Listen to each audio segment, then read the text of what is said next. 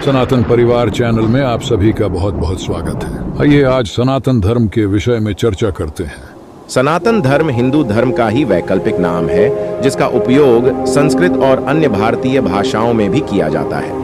वैदिक काल में भारतीय उपमहाद्वीप के धर्म के लिए सनातन धर्म नाम मिलता है। सनातन का अर्थ है शाश्वत या सदा बना रहने वाला, अर्थात जिसका न आदि है न अंत। सनातन धर्म मूलतः भारतीय धर्म है, जो किसी समय पूरे बृहत्तर भारतीय उपमहाद्वीप तक व्याप्त रहा है, और यह एक समय पर विश्वव्याप्त था, परंतु विभिन्न कारणों से हुए भारी धर्मांतरण के उपरांत भी विश्व के इस क्षेत्र की बहुसंख्यक जनसंख्या इसी धर्म में आस्था रखती है, सदैव स्वरूप में स्थित रहता है। उसे सनातन या शाश्वत सत्य कहते हैं। वेदों का ब्रह्म और गीता का स्थित प्रज्ञ ही शाश्वत सत्य है।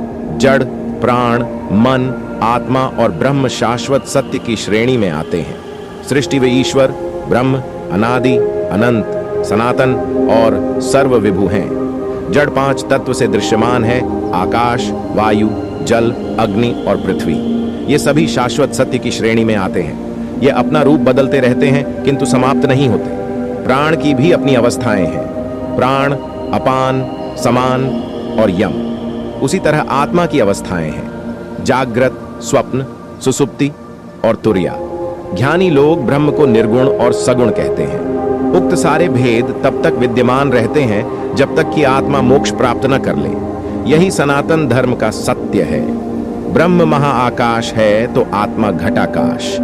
आत्मा का मोक्ष परायण हो जाना ही ब्रह्म में लीन हो जाना है। इसीलिए कहते हैं कि ब्रह्म सत्य है, जगत मिथ्या, यही सनातन सत्य है। और इस शाश्वत सत्य को जानने या मानने वाला ही सनातनी कहलाता है। हिंदुत्व के विषय में जानते हैं।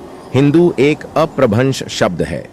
हिंदुत्व या हिंदू धर्म को प्राचीन काल में सनातन धर्म कहा जाता था। 1000 वर्ष पूर्व हिंदू शब्द का प्रचलन नहीं था। ऋग्वेद में कई बार सप्त सिंधु का उल्लेख मिलता है। सिंधु शब्द का अर्थ नदी या जलराशि होता है। इसी आधार पर एक नदी का नाम सिंधु नदी रखा गया, जो लद्दाख और पाक से बहती है। भाषाविदों का मानना है कि हिंद आर्य भाषाओं की इस ध्वनि ईरानी भाषाओं की ह ध्वनि में बदल जाती है। आज भी भारत के कई इलाकों में इसको ह उच्चारित किया जाता है।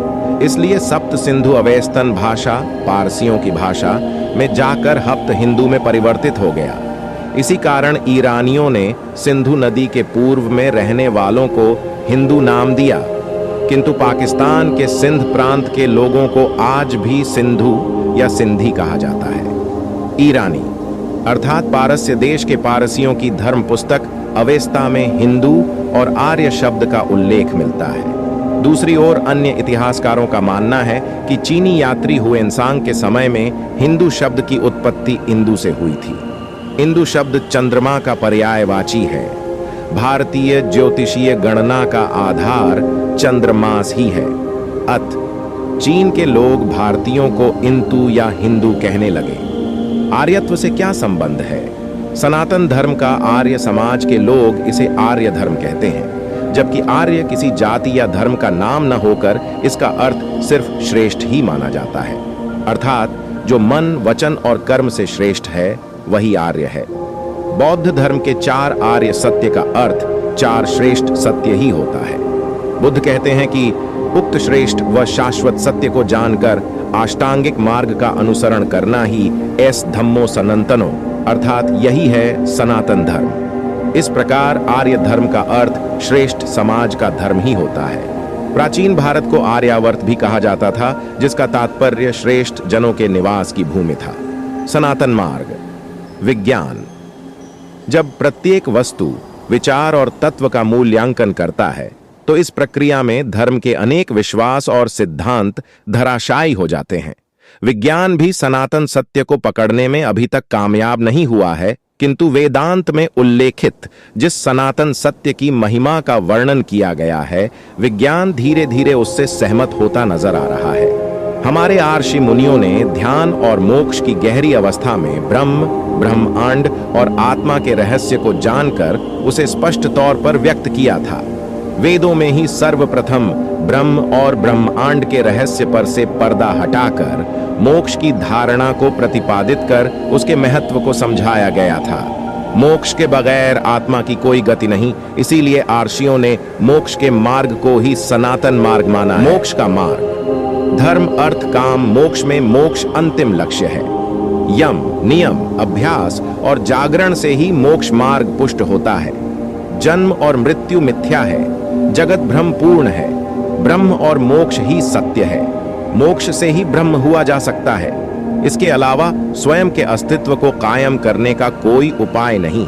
ब्रह्म के प्रति ही समर्पित रहने वाले को ब्राह्मण और ब्रह्म को जानने वाले को ब्रह्मर्षि और ब्रह्म को जानकर ब्रह्ममय हो जाने वाले को ही ब्रह्मलीन कहते हैं। विरोधाभासी नहीं है सनातन धर्म।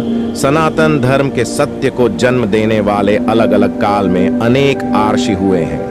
उक्त राशियों को दृष्टा कहा जाता है, अर्थात जिन्होंने सत्य को जैसा देखा वैसा कहा। इसीलिए सभी आर्षियों की बातों में एक रूपता है। जो उक्त राशियों की बातों को नहीं समझ पाते वही उसमें भेद करते हैं। भेद भाषाओं में होता है, अनुवादकों में होता है, संस्कृतियों में होता है, परंपराओं में होता है, सिद्धांतों में होता है, लेकिन सत्य में नहीं। वेद कहते हैं ईश्वर अजन्मा है, उसे जन्म लेने की आवश्यकता नहीं, उसने कभी जन्म नहीं लिया और वह कभी जन्म नहीं लेगा। ईश्वर तो एक ही है, लेकिन देवी देवता या भगवान अनेक हैं। उस एक को छोड़कर उक्त अनेक के आधार पर नियम, पूजा, तीर्थ आदि कर्मकांड को सनातन धर्म का अंग नहीं माना जाता। यही सनातन सत्य है। भगवान नारायण का आप सभी के परिवार पर सदैव आशीर्वाद बना रहे। सनातन धर्म से संबंधित विषयों की जानकारी के लिए कृपया सनातन परिवार चैनल को सब्सक्राइब करें, वह वीडियो को लाइक करें। धन्यवाद। ओम नमो भगवते वासुदेवाय नमः।